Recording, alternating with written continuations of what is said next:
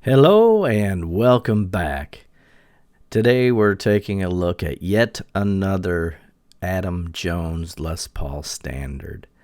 There's been a lot of videos on this guitar. This one's a little different though, so just bear with me here and I'll explain what's different about it and how I got it. It's a really stunning Silverburst, and I've always loved these guitars.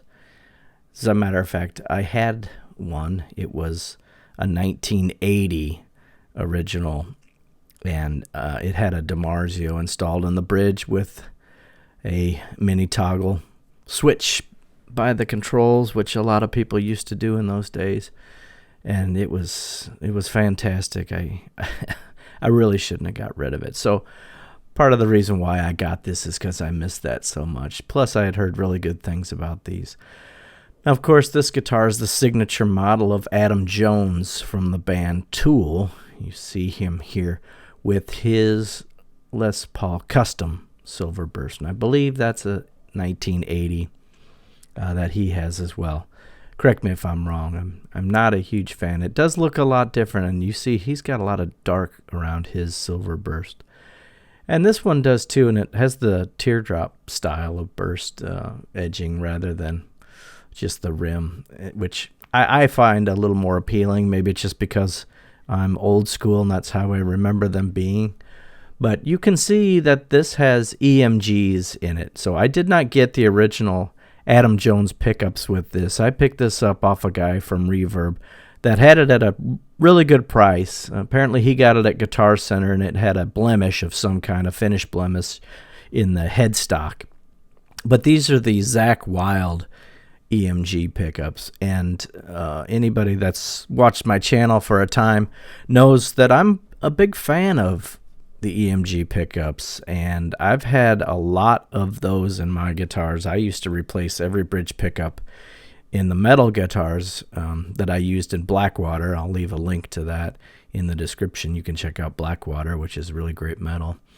But anyway, I just love the way the EMGs sound, and I thought about replacing these, actually, until I plugged it in and started playing around with it on my amp, and I just loved it. I think it sounds great with these EMGs, so I'm going to leave it alone.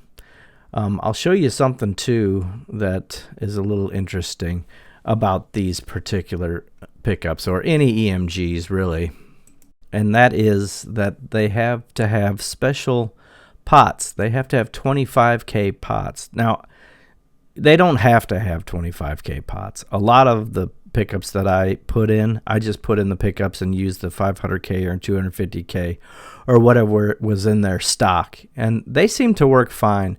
But I think they're actually optimized to work with these 25K pickups. And you can see this is a pretty graceful implementation, this kit that they give you with the EMGs that has all the electronics, and you can set them up the way they need to be there. And as you look at this headstock, take a look and see if you see any finish blemishes.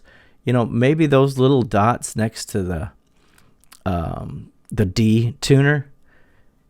I don't know. I'm not sure if they're actually have anything to do with that or not, or that's just a reflection on the light. But yeah, I wasn't really able to find a blemish on the headstock.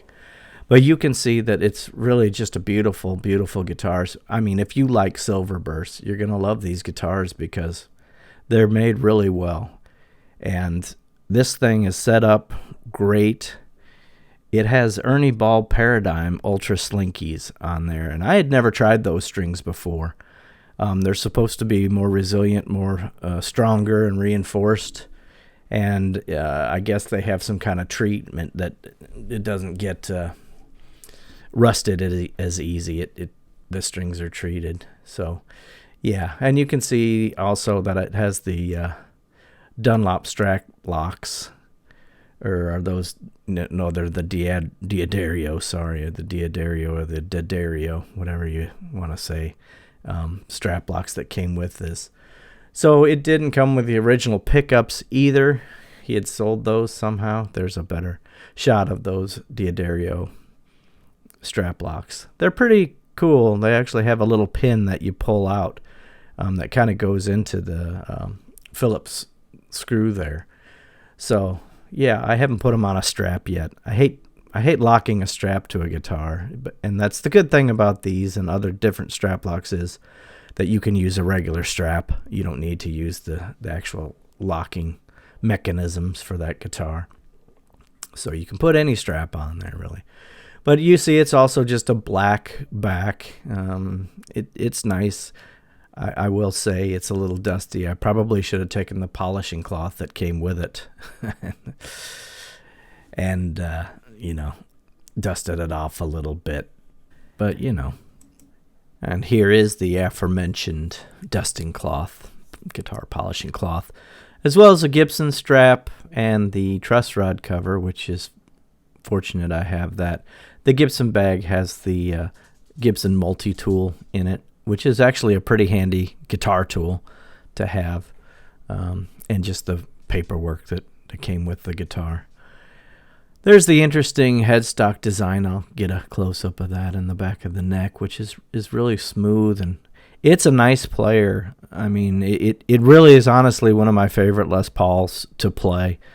It just has an immediacy that you want to keep playing on, and that's kind of rare with guitars these days. You pick one up and it'll be okay. There'll be nothing wrong with it, but this one just kind of keeps making you want to play, especially when you lay into some distortion and get those EMGs screaming. It's just really sweet.